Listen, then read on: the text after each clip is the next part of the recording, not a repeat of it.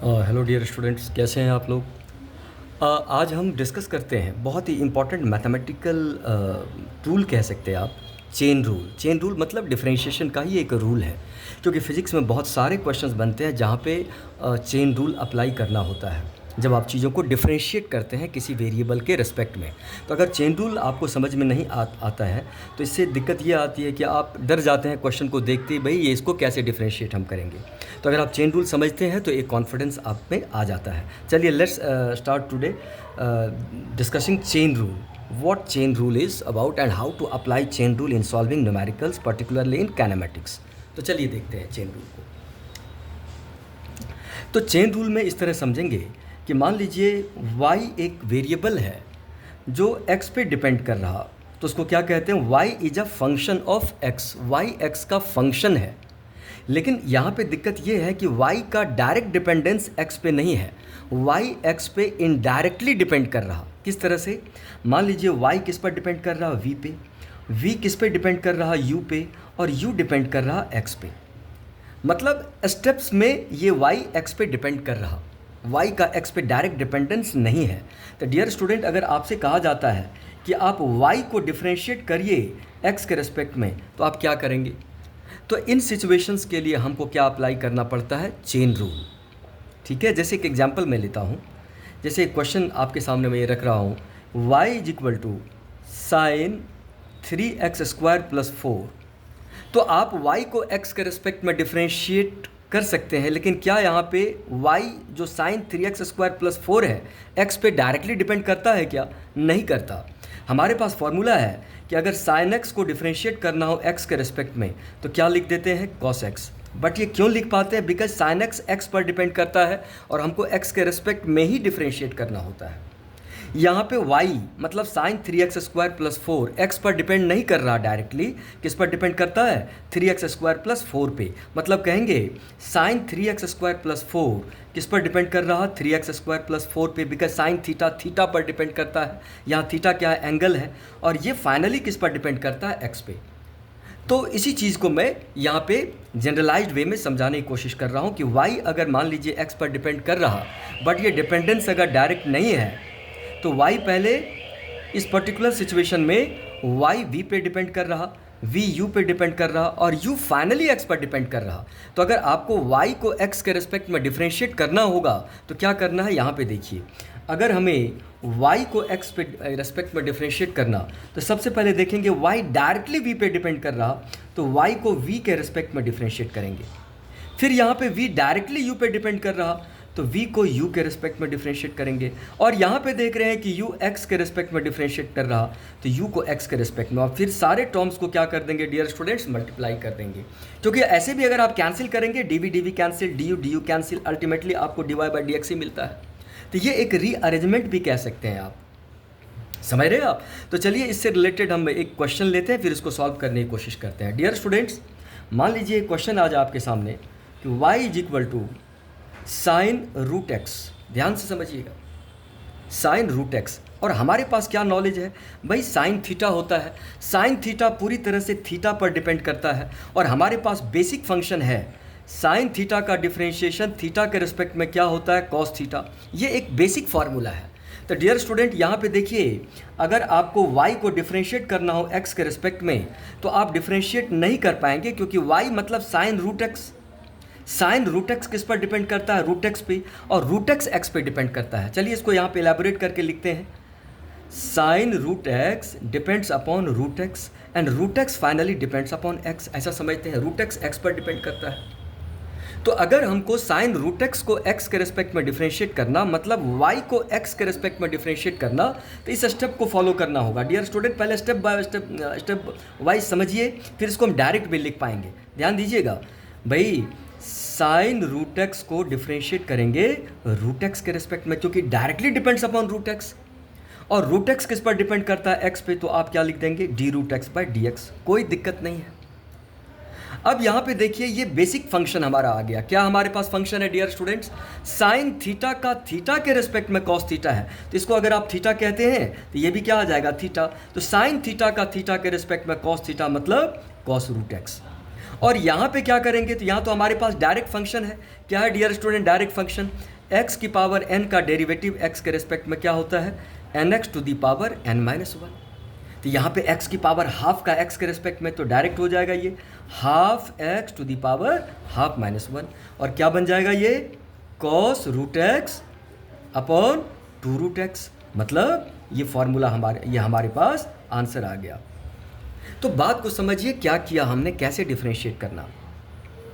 तो ये जो चीज़ें होती है तो इसको आप डायरेक्टली लिख सकते हैं। डायरेक्टली कैसे लिखेंगे, ज़रा गौर करिए।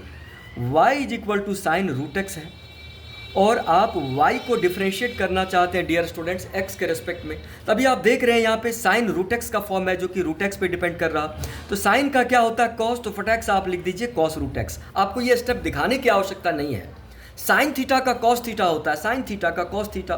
बट यहाँ पे एक्स के जगह जो कुछ भी है, थीटा के जगह जो भी है, एंगल के जगह जो भी है, इसको अगले स्टेप में लिख दीजिए D root X by D X, क्योंकि अल्टीमेटली आपको एक्स के रिस्पेक्ट में ही डिफ्रेंशिएट करना।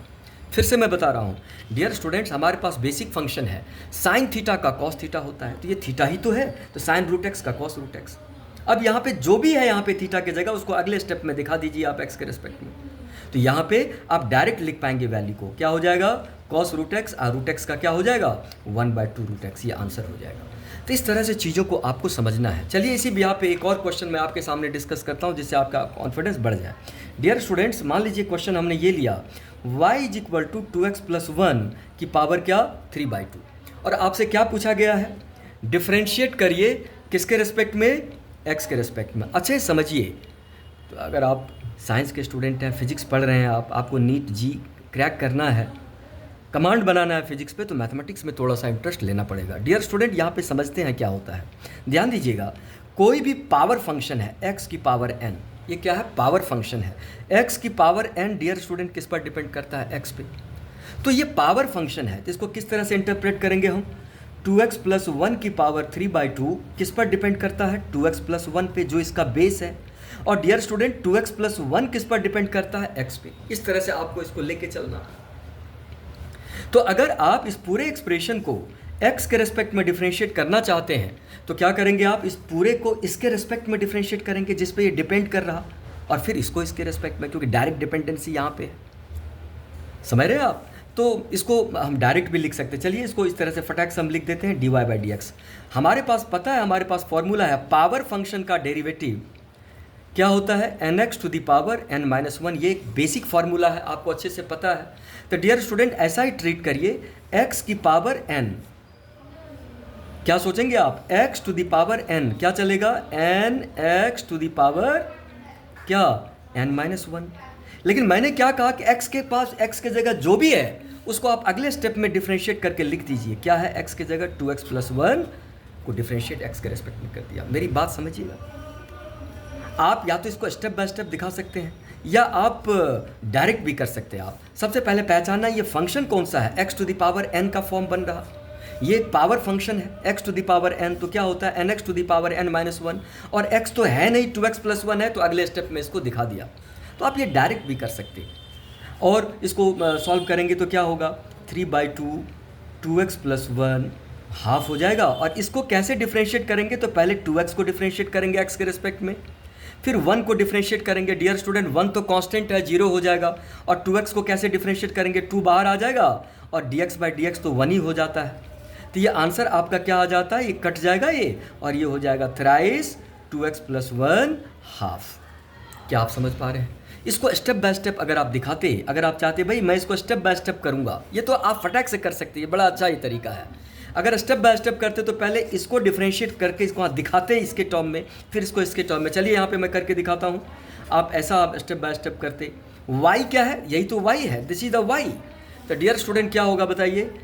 d2x प्लस 1 पावर 3/2 को आप किसके रिस्पेक्ट में डिफरेंशिएट करते? d2x प्लस 1 के रिस्पेक्ट में, क्योंकि ये पूरी चीज़ें इस पर डिफरेंशिएट डिपेंड कर रही है, ये पूरी क्वांटिटी इसके रिस्पेक्ट में। फिर आप क्या करते? यहाँ इंटू लिखते और 2x प्लस 1 को फिर आप x के रिस्पेक्ट में डिफरेंशिएट करते। बातें तो वही हो गई। x to the power n का डिफरेंशिएशन x के रिस्पेक्ट में nx to the power n-1 होता है। यहाँ x के जगह ये है, ये वही है, डायरेक्ट डिपेंडेंस है।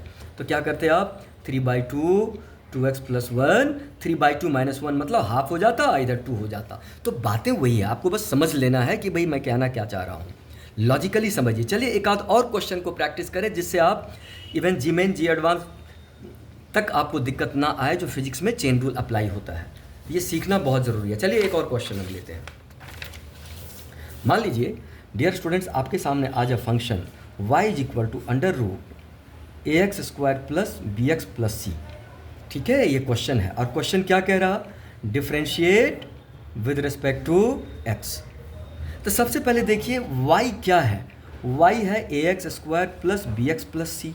डियर स्टूडेंट, पावर हाफ है, ये y है, और यह भी एक पावर फंक्शन है, पावर फंक्शन है। अभी मैंने आपको कहा कि पावर फंक्शन को अगर हम डिफ्रेंशिएट करते हैं तो क्या फॉर्मूला होता है, nx to the power n minus one.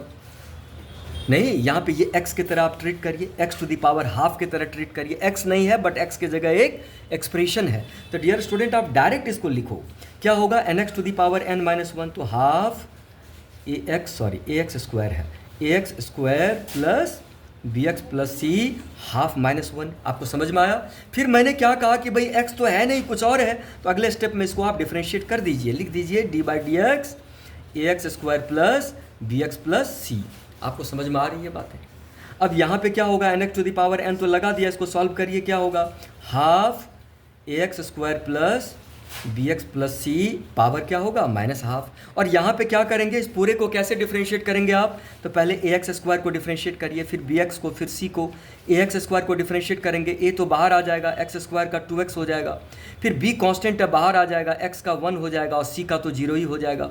तो डियर स्टूडेंट्स, ये फाइनल आंसर आपका आ गया, ट्वाइस ए एक्स प्लस बी। इसको मैंने पहले ही लिख दिया, और हाफ को इधर लिख के, और ये लिख दिया a x square plus b x plus c. तो इस तरह से आप डायरेक्ट समझ सकते हैं, कुछ घबराने की आवश्यकता ही नहीं है, बस आपको देखना डायरेक्ट डिपेंडेंस क्या है, बेसिक फार्मूला क्या लगने वाला है। तो मुझे लगता है कि थोड़ी बातें आपको समझ में आ रही है। चलिए इसको फिजिक्स में अप्लाई करते हैं। मैं 2-3 क्वेश्चन सॉल्व करने वाला हूं, जो जी मेन जी एडवांस में भी आता है, नीट में तो रिपीटेडली पूछा जाता है, और 11th-12th में भी आता है। तो चलिए देखें उन क्वेश्चंस को जो अभी एग्जाम्स में पूछे भी गए थे। चलिए डियर स्टूडेंट्स, उस क्वेश्चन को मैं आपके सामने सॉल्व करता हूँ। फिजिक्स का, कैनेमेटिक्स का, मोशन इन 1D का एक क्वेश्चन आपके सामने मैं सॉल्व करता हूँ, motion in 1D।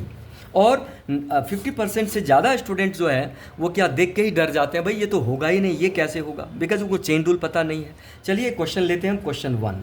Dear student, मान लीजिए आपके पास distance covered with respect to time दिया है 1/t² प्लस 2, ऐसा दिया है। समझ पा रहे हैं, यहाँ पे t क्या है, टाइम है, और x क्या है, डिस्टेंस कवर्ड है या पोजीशन कवर्ड है, ऐसा कह सकते, x पोजीशन है। तो डियर स्टूडेंट्स, यहाँ पे x क्या है, टाइम का फंक्शन है, पोजीशन टाइम वेरिएशंस आपको दिया गया है, और आपको कह रहा है यहाँ पे कैलकुलेट वेलोसिटी, ध्यान देंगे, and acceleration at t equals to 2 seconds. आप क्वेश्चन को समझ पा रहे हैं, पोजीशन टाइम ग्राफ दिया है, आपको वेलोसिटी भी चाहिए और एक्सेलरेशन भी चाहिए 2 सेकेंड्स पे। अब जिसको चेन रूल नहीं पता वो देख के ही डर जाएगा, छोड़ देगा इस क्वेश्चन को, पता नहीं ये क्या है, नहीं है। बिकॉज अगर आपको बेसिक्स पता है तो थोड़ा सा चेन रूल आप समझ लेंगे तो आराम से ऐसे क्वेश्चन को सॉल्व कर सकते हैं। ये जी मेन का फेवरेट क्वेश्चन है, नीट में रिपीट हो रहे हैं इस तरह के क्वेश्चन, और आपके स्कूल एग्जाम्स में भी आते हैं जब टफ क्वेश्चन सेट किया जाता है। तो चलिए इसको सॉल्व करते हैं। सॉल्यूशन, डियर स्टूडेंट्स, आपको पता है वेलोसिटी का डेफिनेशन क्या होता है, dx/dt, rate of change of displacement with respect to time, rate of change of position with respect to time, और एक्सेलरेशन का फॉर्मूला क्या होता है, dv/dt। ऐसा ही तो करना, x को डिफरेंशिएट करना t के रिस्पेक्ट में। यहाँ पे x should be direct function of time, जो कि दिख भी रहा, x टाइम का फंक्शन है। चलिए, तो यहाँ पे मैं आपको फिर से रिकॉल कराऊँ, पावर फंक्शन पे ध्यान रखेंगे, x की पावर n का डेरिवेटिव x के रिस्पेक्ट में क्या होता है, nx to the power n-1 होता है। डियर स्टूडेंट्स, मान लीजिए अगर यहाँ पे y to the power n with respect to y होता तो क्या होता है, ny n-1। अगर यहाँ पे t to the power n with respect to t होता तो क्या होता, nt n-1। ये सभी एक ही पैटर्न है, आपको बस समझना पैटर्न को। चलिए यहाँ पे, तो डियर स्टूडेंट्स, x क्या दिया है, 1/t² प्लस 2। तो इसको आप सॉल्व कर लीजिए। इसको कैसे सॉल्व करेंगे, t² प्लस 2 की पावर क्या होगा, -1। अभी आप देख रहे हैं x और t में पावर फंक्शन है, x to the power n वाला फॉर्म है। तो क्या करेंगे वेलोसिटी के लिए, v is equal to d x by d t लगाइए। आप देखिए ये पूरा का पूरा एक्सप्रेशन टाइम का है, तो टाइम के रेस्पेक्ट में ही होगा। और एक कैसा एक्सप्रेशन है, ये पावर फंक्शन है, t to the power n। कैसा फंक्शन है, t to the power n का t के रेस्पेक्ट में n t n minus one. t है नहीं, बट t के जगह एक एक्सप्रेशन है। लेकिन आपको मैंने क्या कहा कि आप पावर फंक्शन देखेंगे तो फॉर्मूला लगा दीजिए। क्या होता है t की पावर n का derivative, n t n minus one. तो क्या होगा, n का रोल ये प्ले कर रहा, तो क्या होगा minus one T square plus to minus one. लेकिन टी तो था नहीं यहाँ पे, जो भी था इसको अगले स्टेप में दिखा देंगे, डी बाई डी टी, और क्या होगा टी स्क्वायर प्लस टू। मेरी बात समझ में आ रही? जैसे ही देखा आपने पावर फंक्शन x की power n, n x to the power n minus one, t में है तो टी में आ जाएगा। लेकिन यहाँ x या t तो है नहीं, एक एक्सप्रेशन है, तो उसको अगले स्टेप में आप मल्टीप्लाई करके दिखा देंगे जो भी रहेगा, जिस तरह से अभी आपने ये क्वेश्चन सॉल्व किया था। नहीं, यहाँ पे पावर फंक्शन था x की पावर n, तो लगा दिया, और यहाँ जो भी था उसको अगले स्टेप में डिफरेंशिएट कर दिया। x का फंक्शन था तो x के रेस्पेक्ट में। बात को समझिए। तो डियर स्टूडेंट्स क्या होगा बताइए, वेलोसिटी आपको कितनी मिली, minus t square plus two, और पावर में क्या होगा माइनस टू, और यहाँ पे डिफरेंशिएट करेंगे तो टी स्क्वायर का टी के रेस्पेक्ट में टू टी और टू का जीरो। तब आप बताइए वेलोसिटी आपको कितनी मिली, माइनस टू टी क्या T square plus to power minus two. और इसको अच्छे से आप ऐसा लिखना चाहेंगे तो इसको डिनोमिनेटर में भेज दीजिए। Dear student this is the velocity. देख रहे, you have calculated velocity from position time relation जो दिया गया था। अब आपको वेलोसिटी कितने टाइम पे पूछा गया डियर स्टूडेंट्स, वेलोसिटी 2 सेकंड पे पूछा गया है। तो आप वेलोसिटी यहाँ पे 2 सेकंड पे निकाल दीजिए। क्या होगा वेलोसिटी 2 सेकंड पे, 2 इंटू टू, नहीं 2 का स्क्वायर प्लस 2 होल स्क्वायर, तो कितना होगा माइनस 4 बाय कितना हो जाएगा ये 4 प्लस 2 6 36, दैट इज़ कितना होगा माइनस 1 बाय 9 मीटर पर सेकेंड, अगर हम SI यूनिट लेंगे तो। तब आप देखिए कि अगर जिसको चेन रूल नहीं आता, जो चेन रूल नहीं समझना चाहता, उसके लिए कितना ये खतरनाक क्वेश्चन है, वो तो देखते ही छोड़ देते हैं। लेकिन थोड़ा सा अगर आप ये समझ लिया आपने, तो फिर आप जीमेन नीट, जीमेन एडवांस सबके लिए आप कॉन्फिडेंट हो जाएंगे, और स्कूल के क्वेश्चंस को तो यूँ देखते ही सॉल्व कर सकते हैं आप। यही वो एक तरह से आप क्या कह सकते हैं, बहुत बड़ा रेजिस्टेंस है स्टूडेंट्स के लिए कि बेसिक चीज़ों को समझ नहीं पाता। चलिए, तो हमने वेलोसिटी निकाल लिया। अब हम वेलोसिटी निकालने के बाद क्या निकालने वाले हैं, एक्सेलरेशन निकालने वाले हैं, जैसा कि मैंने अभी आपको कहा था ये क्वेश्चन में जो था। चलिए डियर स्टूडेंट देखें एक्सेलरेशन कैसे निकालते हैं। तो मैं वेलोसिटी वाले एक्सप्रेशन को यहाँ पे लिख दे रहा हूँ। चलिए, वेलोसिटी कितना आ गया, minus 2t T square plus 2 का क्या होल स्क्वायर, ये वेलोसिटी है। और डियर स्टूडेंट्स क्या निकालना है आपको यहाँ पे, एक्सेलरेशन। तो चलिए एक्सेलरेशन के लिए देखते हैं। अब आप एक्सेलरेशन निकालेंगे तो देखिए दो फंक्शन का यहाँ पे रेशियो आ गया, न्यूमरेटर में भी एक्सप्रेशन है और डिनोमिनेटर में भी एक्सप्रेशन है। तो डियर स्टूडेंट दो रूल और याद रखेंगे आप डिफरेंशिएशन में। डिफरेंशिएशन में क्या होता है, एक होता है quotient rule, quotient rule. Quotient rule में क्या होता है, आपके पास ऐसा दिया रहेगा expression y equals to u by v. यहाँ पे u भी क्या है, x का फंक्शन है, और v भी क्या है, x का फंक्शन है। इस तरह से रेशियो में होगा। तो आप कोशेंट रूल में क्या फॉर्मूला होता है इसको समझिए। dy बाई डी एक्स निकालना चाहेंगे तो पहले डिनोमिनेटर को लिखिए और न्यूमरेटर को डिफ्रेंशिएट कर देते हैं। फिर क्या करते हैं, माइनस साइन लेते हैं, न्यूमरेटर को लिखते हैं और डिनोमिनेटर को डिफ्रेंशिएट कर देते हैं, और फिर जो भी डिनोमिनेटर है उसका होल स्क्वायर लेते हैं। ये कोशेंट रूल है डियर स्टूडेंट्स। उसी तरह से आप इसमें प्रोडक्ट रूल भी पढ़ते हैं। इन सब चीज़ों को आप याद रखिए। प्रोडक्ट रूल क्या होता है डियर स्टूडेंट्स, मान लीजिए y is equal to u into v है, जहाँ पे u भी क्या है, x का फंक्शन है, v भी क्या है, x का फंक्शन है। तो अगर आप y को x के रिस्पेक्ट में डिफ्रेंशिएट करना चाहते हैं तो प्रोडक्ट रूल कहता है फर्स्ट फंक्शन को आप एज सच लिख दीजिए, सेकेंड फंक्शन को डिफ्रेंशिएट करिए, फिर सेकेंड को लिखो और फर्स्ट को डिफ्रेंशिएट करो। ये होता है प्रोडक्ट रूल, पढ़ा भी है आपने, फिजिक्स में भी कभी कभार यूज होता है ये। जैसा कि यहाँ पे आ गया हमारे पास कौन सा फॉर्म आ गया dear student, u by v का फॉर्म आ गया। अगर आप एक्सेलरेशन निकालना चाहेंगे तो आपको डिफ्रेंशिएट करना पड़ेगा। यहाँ पे u किसका फंक्शन है, t का, v भी किसका फंक्शन है, t का। तो यहाँ पे थोड़ा सा समझ लेते हैं। मान लीजिए आपको एक्सेलरेशन निकालना है तो क्या लगाएंगे आप, dv बाई dt। नहीं, यहाँ पे dy बाई dx में y x का फंक्शन था, यहाँ v t का फंक्शन है, समझना आपको। तो क्या करेंगे आप, ऐसा ही रूल लगाएंगे। ये क्या है, डिनोमिनेटर है, और ये क्या है, न्यूमरेटर है। तो क्या करेंगे डियर स्टूडेंट एक्सेलरेशन के लिए, पहले डिनोमिनेटर को लिखेंगे। तो डिनोमिनेटर क्या है यहाँ पे, t प्लस ये, फिर आप डिफ्रेंशिएट कर देंगे किसको, न्यूमरेटर को, न्यूमरेटर में क्या है -2t, फिर आप क्या साइन लेंगे माइनस, फिर न्यूमरेटर को लिखते हैं और डिनोमिनेटर को डिफ्रेंशिएट करते हैं जो क्या है t² + 2 का होल स्क्वायर, घबराना नहीं है, और डिवाइड कर देंगे किससे, डिनोमिनेटर के होल स्क्वायर से। यहाँ पावर ऑलरेडी 2 था तो उसका स्क्वायर लेंगे तो 4 आएगा। ध्यान से देखिए ये मैंने सेट किया इस लॉ पे, आपको समझ में आ रहा है क्या?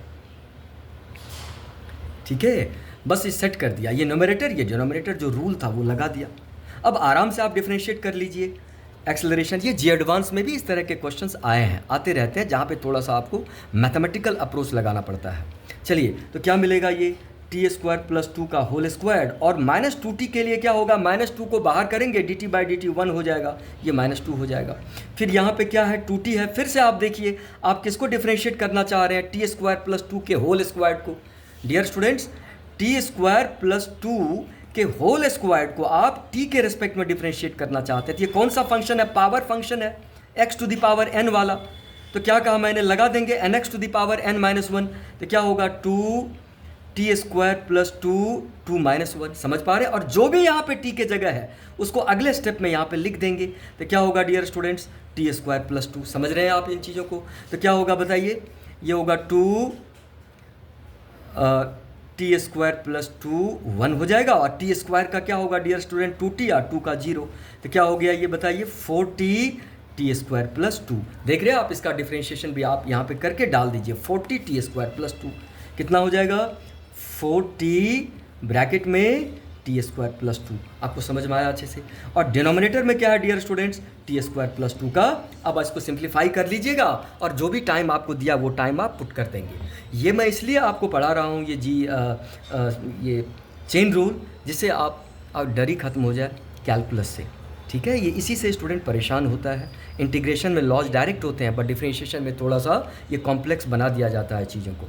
तो अब आप समझ पा रहे हैं ये क्वेश्चन क्या था और कैसे हमने इसको सॉल्व किया, और कितना ये डेंजरस क्वेश्चन है अगर जिसको चेन रूल नहीं आता। डेंजरस इसलिए कहता हूँ कि स्टूडेंट की हालत ख़राब हो जाती है, क्योंकि मैथमेटिकल अप्रोच उनका वीक होता है। तो अपनी कमियों को समझना बहुत ज़रूरी है भाई, कि मुझ में कमियाँ क्या है। अब इन्हीं सब चीज़ों के लिए आप दौड़ते रहते हैं, परेशान होते रहते हैं। तो समझिए, पहले समझना पड़ता है चीज़ों को। आप समझेंगे तो फिर सारे क्वेश्चन सॉल्व कर पाएंगे। चलिए एक और क्वेश्चन मैं आपके साथ, ये लास्ट क्वेश्चन डिस्कस करता हूँ, जिससे आपको थोड़ी सी समझ में आएगी क्या मैं आपको समझाना चाह रहा हूँ। डियर स्टूडेंट, चेन रूल से ही रिलेटेड एक क्वेश्चन, जो अभी आपके स्कूल एग्जाम्स में भी ये आया है क्वेश्चन, और अभी नीट में भी आया है, और जीमेन में भी रिपीट हुआ है इन तरह के क्वेश्चंस। चलिए इस क्वेश्चन में चेन रूल लगेगा, आपको मैं पढ़ के सुनाता। बड़ा ही ये पॉपुलर क्वेश्चन है, आपके एग्जाम्स में आता ही रहता है। हो सकता है इस अभी जो एग्ज़ाम हुआ है या आपका जो यूटी इससे पहले हुआ होगा तो आया भी होगा। बड़ा ही फेवरेट क्वेश्चन है टीचर का ये। चलिए देखें ज़रा डियर स्टूडेंट, यहाँ पे टाइम पोजीशन रिलेशन दिया है। एक्स क्या है, पोजीशन है, और टी क्या है, टाइम है। This is we are considering here motion along a straight line, है कि नहीं। डिफरेंट टाइम पे पोजीशन की वैल्यू क्या दिया है, different. Alpha beta dear students क्या है, कांस्टेंट्स हैं। और आपसे पूछा गया भाई रिटार्डेशन कैलकुलेट करिए। इससे पहले भी वीडियो में मैं ये डाला था, लेकिन उस समय मैंने चेन रूल आपको नहीं समझाया था। फिर एक बार आपके साथ डिस्कस करता हूँ जिससे आपका डर खत्म हो जाए। तो यहाँ पे आपको रिटार्डेशन निकालना है। रिटार्डेशन मतलब एक तरह से एक्सेलरेशन ही निकालना है। रिटार्डेशन का मतलब when force is applied opposite to direction of velocity, then we say that acceleration is retardation. समझ रहे आप, रिटार्डेशन मतलब जब टाइम के साथ वेलोसिटी में डिक्रीज आए। चलिए तो देखें ज़रा इस क्वेश्चन का क्या है सकल सूरत। चलिए सॉल्यूशन ध्यान से देखेंगे। अब आपके लिए कुछ भी नहीं है ये। t = क्या है, α(x² + βx। लेकिन यहाँ पे दिक्कत ये है कि t x के फंक्शन के फॉर्म में दिया है। टाइम किसका फंक्शन दिया है, x का। x यहाँ पे टाइम का फंक्शन नहीं दिया है। बात समझ रहे। जब आप वेलोसिटी निकालेंगे तो वेलोसिटी का फॉर्मूला क्या होता है, dx/dt। यहाँ पे x को आप t के रिस्पेक्ट में डिफरेंशिएट करना चाहते हैं, जहाँ पे x must be function of t। यहाँ तो उल्टा दिया है, t ही x का फंक्शन दिया है, तो आप वेलोसिटी कैसे निकालेंगे। तो डियर स्टूडेंट, डिफरेंशिएशन का एक रूल है कि अगर आप मान लीजिए dy/dx आपको दिया है, तो आप इसको ऐसा भी लिख सकते हैं 1/dx/dy। मतलब ये जिस तरह से अलजेब्रिकली सॉल्व करते हैं ना, ये ऊपर चला जाएगा, ये नीचे रह जाएगा। तो dy/dx को 1/dx/dy भी लिख सकते हैं, या मान लीजिए आपके पास dx/dy है तो इसको 1/dy/dx भी लिख सकते हैं। बात को समझिएगा। तो यहाँ पे अगर हमको वेलोसिटी चाहिए तो x को t के रिस्पेक्ट में डिफरेंशिएट करना, लेकिन यहाँ टी एक्स के फॉर्म में है, तो पहले हम D t by D x निकाल लेंगे और फिर उसका रेसिप्रोकल लेकर के वेलोसिटी कैलकुलेट कर लेंगे। डियर स्टूडेंट्स, चलिए दोनों साइड हम एक्स के रिस्पेक्ट में डिफ्रेंशिएट करना चाहते हैं, differentiating both side with respect to x, d t by D x. तो इधर भी क्या करेंगे, हम एक्स के रिस्पेक्ट में डिफ्रेंशिएट करेंगे, इसको भी और इसको भी। चलिए अलग अलग मैं डिफ्रेंशिएट करके दिखाता हूँ। पहले इसको डिफ्रेंशिएट करेंगे और फिर इसको डिफ्रेंशिएट करेंगे, स्टेप बाय स्टेप पहले समझते हैं। डियर स्टूडेंट्स, अल्फा कांस्टेंट है, बाहर आ जाएगा, और एक्स स्क्वायर का एक्स के रिस्पेक्ट में तो 2x होता है, आपको अच्छे से पता है। फिर बीटा क्या है, कांस्टेंट है, बाहर आ जाएगा, और dx बाई डी तो 1 ही हो जाता है। तो देखिए dt बाई डी क्या मिला आपको, 2α x प्लस बीटा। तो dear students, dx by d क्या होगा, इसका रेसिप्रोकल लेना पड़ेगा, और वो क्या बन जाएगा, 2α x प्लस बीटा। और डियर स्टूडेंट, यही तो वेलोसिटी है, we have calculated here velocity. और वेलोसिटी किसका फंक्शन है, यहाँ पे x का फंक्शन है। एक्सप्रेशन में x दिख रहा, जैसे जैसे पोजीशन चेंज होगा पार्टिकल की वेलोसिटी भी क्या होगी, चेंज होगी। डियर स्टूडेंट, वेलोसिटी क्या है, 1/2α x प्लस बीटा। जरा गौर करिए, we have calculated velocity in terms of position. लेकिन हमको चाहिए क्या यहाँ पे, रिटार्डेशन। रिटार्डेशन का मतलब डियर स्टूडेंट क्या, हमको एक्सेलरेशन चाहिए। तो चलिए एक्सेलरेशन निकालते हैं। क्या होता है एक्सेलरेशन का formula, dv by d t, rate of change of velocity with respect to time. तो यहाँ पे साफ साफ देख रहे हैं कि velocity must be function of time in order to have acceleration. लेकिन यहाँ वेलोसिटी तो x पे डिपेंड कर रहा, क्या करेंगे आप, चेन रूल लगाएंगे। हमको वेलोसिटी को टाइम के रिस्पेक्ट में डिफरेंशिएट करना, लेकिन वेलोसिटी x का फंक्शन है। तो इसको किस तरह से थिंक करेंगे डियर स्टूडेंट, इसको ऐसा कंसिडर करेंगे, वेलोसिटी भाई x पे डिपेंड कर रहा, लेकिन अल्टीमेटली x तो t पे ही डिपेंड कर रहा, क्योंकि टाइम के रिस्पेक्ट में ही पोजीशन चेंज हो रहा, वेलोसिटी चेंज हो रही है। तो इसको इस तरह से हम थिंक करेंगे और अरेंजमेंट करेंगे dv बाई डी टी को कैसा, dv by D x into क्या, dx बाय डी टी। क्या दिक्कत है, v को t के रिस्पेक्ट में डिफरेंशिएट करना। तो हमने कहा भाई कि v पहले x पे डिपेंड करता है, लेकिन x तो t पे डिपेंड करता ही है, तो इस तरह से हमने एसोसिएट कर लिया। v को t के रिस्पेक्ट में कैसे डिफरेंशिएट करेंगे, v को पहले x के रिस्पेक्ट में, फिर x को t के रिस्पेक्ट में। समझ रहे मेरी बात, ये लिख दिया, इसे कैंसिल कर देंगे तो dv बाई डी टी आ जाएगा, बट कैंसिल मत करिए, अरेंजमेंट हमने बनाया है। अब v को x के रिस्पेक्ट में, तो फिर से कौन सा फंक्शन आ गया, पावर फंक्शन। पावर फंक्शन क्या मतलब, आप इसको कैसा लिखेंगे, वेलोसिटी को कैसा लिखेंगे, 2α x प्लस बीटा की पावर -1, यही तो है पावर फंक्शन आ गया ये। तो dv बाई डी एक्स लगा देंगे power function nx to the power n-1। तो डियर स्टूडेंट क्या होगा, क्या होगा बताइए, यहाँ पे इसको देखिए, ये v है, nx to the power n-1, n x के जगह क्या है, 2α x प्लस बीटा n-1। फिर मैंने कहा x के जगह जो भी है उसको यहाँ पे डिफरेंशिएट कर दो, स्टेप तो यही होता है। तो क्या होगा, 2α x प्लस बीटा, ध्यान देंगे। और यहाँ पे dx by d t dear student पहले से था, यहाँ पे इसको मैं अलग कर दे रहा हूँ। क्या आप समझ पा रहे हैं, ये पावर फंक्शन है, 2α x प्लस बीटा की पावर -1। तो इसको x के रिस्पेक्ट में कैसे डिफरेंशिएट करेंगे, x की पावर n वाला, nx to the power n-1, लेकिन x तो है नहीं यहाँ पे, जो भी है डिफरेंशिएट कर दिया, और यहाँ पे पहले से dx बाई डी टी था तो ये लिख दिया। तो डियर स्टूडेंट, एक्सेलरेशन क्या मिला, ध्यान दीजिएगा, क्या मिला, ये -2α x प्लस बीटा, अब पावर क्या होगा, -2, और यहाँ पे फिर इस पूरे को कैसे डिफरेंशिएट करेंगे, पहले 2α x को फिर बीटा को। तो 2α तो बाहर आ जाएगा और x का 1 हो जाएगा, बीटा का 0 हो जाएगा, और यहाँ dx by d t dear student क्या बन गया, v is equal to dx by d t. तो कैसा एक्सप्रेशन बना, ध्यान दीजिएगा, -2αv upon 2α x plus beta का होल स्क्वायर। समझ पा रहे हैं आप, फाइनल एक्सप्रेशन हमारा ये आया। अब एक ही स्टेप बचा है डियर स्टूडेंट, इसको मैं लिख के यहाँ पे फिर से समझाता हूँ जिससे कोई दिक्कत ना आए। चलिए मैं एक्सेलरेशन जो भी आया लिख दे रहा हूँ। क्या, -2αv upon 2α x plus beta का होल स्क्वायर। तो इसको आप किस तरह से लिख सकते हैं, ध्यान दें जरा, -2αv, और इसको लिख सकते हैं आप 1/2α x प्लस बीटा का डियर स्टूडेंट्स होल स्क्वायर। लिख सकते हैं या नहीं, बताइए मुझे, ध्यान दीजिए, बात तो वही हो गई। और डियर स्टूडेंट्स, अभी आपने वेलोसिटी निकाला कितना था, 1/2α x प्लस बीटा, ये देखिए, यही तो ये क्वांटिटी यहाँ पे रिपीट हुई, तो डाल दीजिए वैल्यू यहाँ पे। तो क्या होगा, -2αv इंटू क्या बन जाएगा, ये v स्क्वायर। तो डियर स्टूडेंट्स क्या बनेगा, ये -2αv क्यूब, और ये क्या मिल गया, एक्सेलरेशन। एक्सेलरेशन नेगेटिव है यहाँ पे, तो रिटार्डेशन क्या लिखेंगे आप, डियर स्टूडेंट, रिटार्डेशन में नेगेटिव वर्ड यूज नहीं करते क्योंकि रिटार्ड वर्ड तो लगा ही दिया आपने, तो पॉजिटिव साइन के साथ लिखेंगे, है ना। ये हो गया आंसर, मतलब यहाँ पे ऑप्शंस भी दिए गए थे, ये इसका करेक्ट ऑप्शन हो गया। तो मुझे लगता है ये बात आपको समझ में आई, ठीक है। तो इसको बार बार आप ऐसा करें, इस क्वेश्चन को फिर लिख लीजिए और try to solve it by yourself, और आपके अंदर से आवाज़ आनी चाहिए कि मैं इसको समझ लिया। तो क्या होगा, बहुत सारे क्वेश्चंस आप सॉल्व कर पाएंगे। Okay, thanks a lot.